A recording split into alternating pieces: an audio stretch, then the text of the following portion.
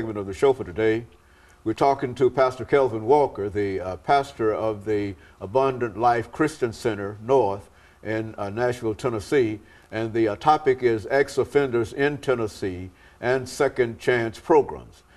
Pastor Walker, let's see if we can pick up where we left off during the latter part of the first segment by having you to make a few statements in reference to how individuals who are judged and sentenced find themselves in the system and how they are classified. I mean, where do they generally go, and why do they generally go where they go? Okay. I know before the break, Dr. Haney, you were saying, do they make that decision? Absolutely not. You know, once you incarcerate, you lose all decision-making abilities. I mean, you lose your freedom. So that means the freedom to decide where you're going to live, where you're going to stay, where you're going to spend your time, and everything. But I think there is, you know, like you have River being maximum security prison. Good. You know, so you got what they call the high side out there. You know, and those, I think that's where they send some of the most violent of the inmates in, people that's come in with murder charges. But not everybody with a murder charge, but some of the most violent inmates will go there. Some of the most unruly inmates, those that have a potential to create further trouble in the system. A lot of times they send them over there to the high side, which of course that's 23 hours a day in a cage that you're living in, and then you're coming out 1 hour for an exercise period, which is none other than going into another cage. It's open. It's just from one cage to another for an hour to exercise. So they do that, and you know, and they just throw you in wherever basically they want to throw you in. So in other words, you can be a non-violent offender and get and share a cell with somebody in there for murder. You know, so it's not like, okay, I'm a non-violent offender and they got this section over here for me. It's not like that. Yeah, well, I thought maybe that there was some system that, you know, they tried to select those individuals who were responsible, for example, of writing bad checks, for example, from individuals who might be on what you have described as the high side. Why do you call it the high? Well, because that's high security. I mean, that's max. That's maximum security over there.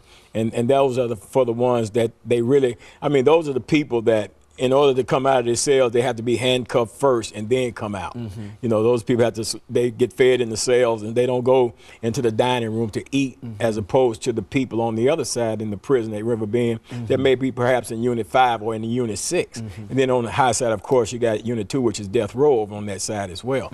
So that's what the high side is all about over there. And that's how they classify folks when they get in the system itself. Whether they are people who are security risk in a real sense. But I would imagine everybody would be considered a security risk. And then, of course, then the people, you know, and with the gang affiliations and stuff like that, you know, they call them, I don't know if they call them, it's something, S something. Their risk, they categorize them as some type of security risk or something like that. But those, you know, but that's how their system works. I don't know a whole lot about how they actually, what they actually do to classify them, because that's, of course, that's TDOC working, and you know, most people are not privy to that operation. But now gangs are quite prevalent in the institutions. Is that what we're saying? Well, yeah. People are still, you know, they're still involved with the gangs and stuff like that, which is, I mean, which is crazy. You know what I'm saying? I mean, you're incarcerated. You're incarcerated mainly because of your affiliation with the gangs in the first place, and then you get in the system, and then you're going to further that incarceration, I mean that involvement with the gangs while you're incarcerated. So what it says to the system is that you're really not trying to change. The signal that an individual involved in a gang inside the prison system is saying is that I really don't want to get out, because I'm showing you by my actions and by my behaviors while I'm incarcerated that, man, I'm not interested in changing. This is who I am. This is what I do. And basically what you're saying to the system is your best bet is to keep me locked up. You know, it's a sad thing, but it's a thought process that exists. Then at the same time, there are people that come in with that thought process that continue their affiliation with their gang after they are incarcerated, and then somewhere down the line, some brother in there that has been educated and rehabilitated himself may approach that individual and point out to them what they're doing, the destructive behavior that they're exhibiting, and then that person, the light may come on, and then that person will detach themselves from that, you know, and begin to work on themselves. So, and I say that because everybody that's in the prison that may have been a gang affiliated, may have gone into prison and continue that affiliation, but at some point point, they broke that affiliation and they're working on themselves. And those are individuals like that that have truly been rehabilitated and really deserve an opportunity to come back and return into free world society and function as a citizen. You know, when you talk about going out in ex-offenders, which is to say that these are individuals who have, for whatever reason, served their time. Right.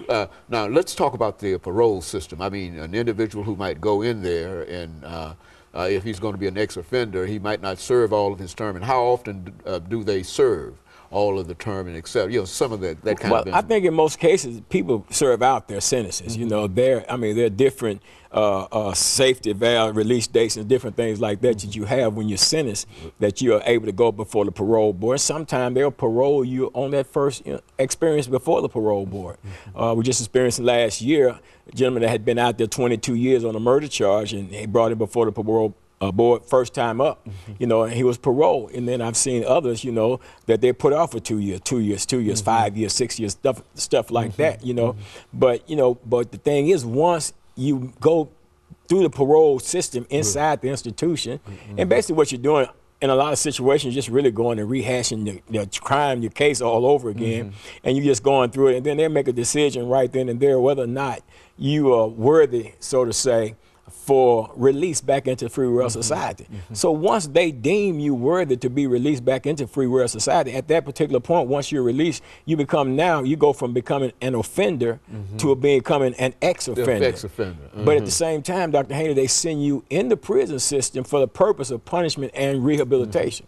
You've been punished while you're in the situation because of the incarceration, all the freedoms you lose, everything that you use, that's punishment. Then you start rehabilitating yourself, but then at the same time, when you release and you become this ex-offender, it's almost like the punishment kicks back in following your acts of rehabilitation while you're in there. And that right there in and of itself is what I deem to be unfair to the individual.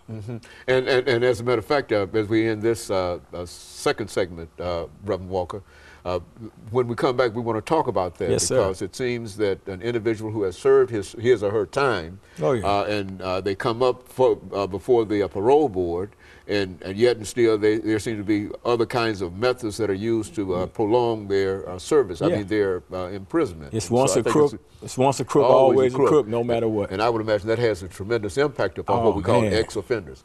And of course, we'll be back with our audience following this very, very short commercial break.